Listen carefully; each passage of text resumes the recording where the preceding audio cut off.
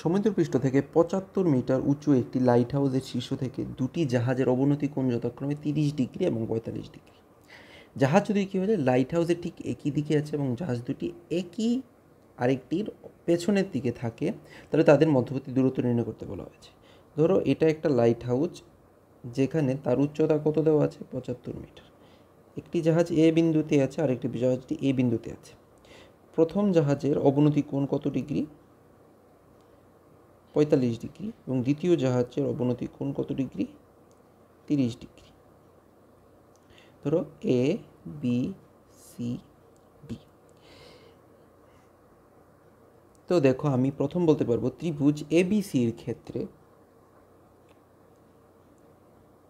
ABC এর ক্ষেত্রে, আচ্ছা একটা কাজ করো, আমি প্রথম জাহাজটির লাইট হাউস থেকে দূরত্বকে ওয়াই মিটার মেনে নিলাম এবং দ্বিতীয় জাহাজের মধ্যবর্তী ডি এবং সির মধ্যবর্তী দূরত্বকে এক্স মিটার মেনে নিলাম। আমাকে এক্সের মান বের করতে হবে।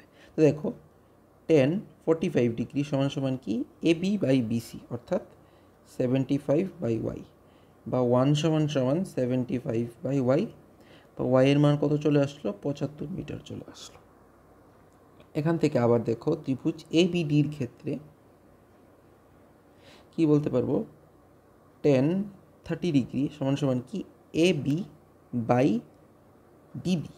তো এবির মান তো 75, ডিবির মান কি? এক্স প্লাস ওয়াই, বা 10 30 মানে 1/√3, 75 বাই এক্সের মান তো এক্স, ওয়াইয়ের মান এখান থেকে আমরা কত বসাতে পারবো? 75 বসাতে পারবো।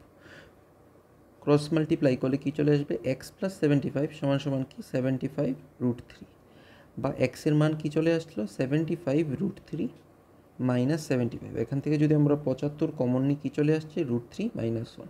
সুতরাং দুটি জাহাজের মধ্যে দূরত্ব কত? দুটি জাহাজের মধ্যে দূরত্ব হলো 75 × √3 - 1 মিটার।